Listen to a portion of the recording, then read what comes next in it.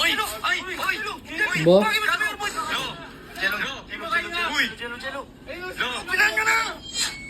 Dati pa lang kasi may sakit na talaga si Jello na kapag nalilipasan siya ng gutom, ayun, nahihimatay talaga siya. Kaya pag nandun ako, binibigay ko yung best ko para tulungan si Jello, pinapakain ko siya. Pinapabalik na siya ni 150 sa bootcamp. Ayaw niya daw kasi si Kulin daw nire-respeto niya, ganto ganyan. Pero sana Jello, maisipan mo na para sa'yo din naman yung bumalik ka na kay 150 bro, kahit ikaw na lang yung bumalik. So yun guys, may problema nga pala tayo ngayon. Napanood ko yung video ni Tito Otits na si Jello nahimatay dun sa bootcamp. Wala kasi ako ngayon eh. Kasi guys, tuwing weekdays, minsan may mga lakad ako ganyan. So wala ako ngayon sa bootcamp, pero bukas papuntahan ko si Jello. Tapos ayun, napanood ko yung video na nahimatay si Jello. Si Jello kasi guys, nung bata pa lang kami, may sakit na talaga siya. Na ayun nga, parang madalas siya nahihimatay. Tapos ayun, pag lilipasan ng gutom si Jello, nahihimatay talaga siya, ganyan. Eh, di ba, wala nga siya sa bootcamp. So, ayun, feel ko isa yun sa dahilan kung bakit nahimatay din si Jello. Tapos, lagi pa siyang pinagtitripan nila, Boss Radic. Ayun, syempre, nai-stress din yung tao. Kaya, naawa ako sa kapatid ko, guys. Ayun, nahimatay siya. Kaya, tara, samahan nyo ako. Papanoorin ko yung video na nahimatay yung kapatid ko. Ayun na, nakakaawa talaga, guys. So, ayun, papabideo lang sa tropa ko, pre. Video mo nga, pre. Bakit? Ano nangyari? Napapanoorin lang ako, pre, yung kapatid ko, tol, nahimatay. Pinagtripan nata nila Boss Radic. Kasi pag wala ako dun, pre, hindi ko mapigilan sila Boss Radic eh. Ito, tiyan mo, panoorin natin. Ay, nakawawa, tiga mo. Ito kasi gusto kong surprisahin si Jello. Nakakain tayo sa labas. Pero ang twist, pagkagalitan ko muna siya. Jello ka? Bakit?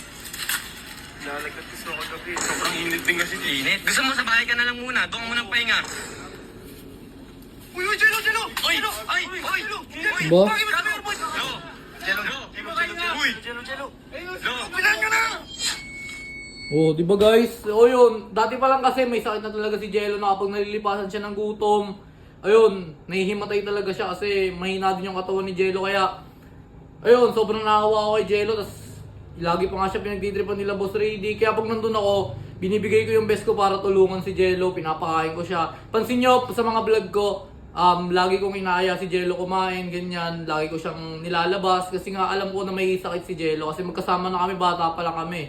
Na si Jello nga bro is, pag nagugutom, ayun, nasakit yung ulo, nahihilo siya, tapos bigla na lang may himatay yun, lalambot yung katawan niya. Kaya, ayun, sobrang nakakaawa si Jello guys. Tara, panoorin pa natin. Tingnan natin yung buong nangyari.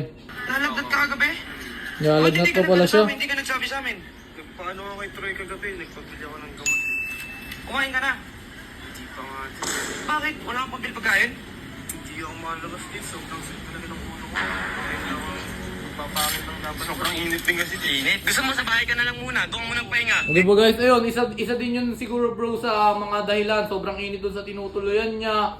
Sobrang, wala siyang makain kasi nga wala naman siyang pera. So, believe din ako guys kay Jello bro kasi kahit pa paano nagtatrabaho siya, di ba, nag-guard siya dun sa village. Ayun, nag-guard siya dun. Tapos kapag hapon na, nagkakariton siya, ganun siya katyaga. So, pinapabalik na siya ni 150 sa bootcamp. Ayaw niya daw kasi si Kulin daw nire-respeto niya, ganto ganyan. Pero sana Jello, maisipan mo na para sa'yo din naman yung bumalik ka na kay 150 bro, kahit ikaw na lang yung bumalik. Kasi ako wala na talaga akong bala kay 150 bumalik kasi kinupal na ako ni 150. Kaya tara, panoorin pa natin to. Wala ka pa kasing pagalitan bago ako kainin eh. Okay ka lang ba? Uy, Jello! Oy! Ay! Oy! Pagi mo! Pagi sa mayor! Pagi sa mayor! Uy! Putang ina! Anong nangyari? Anong nangyari? Ha? Hangin! Di ba? Sobrang kawawa ni Jello guys. Kaya, ayun, paghihiganti ko yung ginagawa ni Boss Radic kay Jello. Ito ngayon, inaamin ko, pinaplastic ko na lang ngayon sila Boss Radic. Kung makikita nyo sa mga video minsan bro, na masama ako, pinaplastic ko na lang talaga sila bro kasi may kontrata kami kila Boss Radic na 100k ng isang buwan. Kaya, ayun, pinaplastic ko na lang talaga sila. Pero yung totoo, gusto ko na din talaga umalis sa kanila. Kasi naawa na ako sa kapatid ko, gusto ko na siyang tulungan. Kaya, ayun, abangan nyo na lang susunod na video bro. Pupuntahan ko si Jello.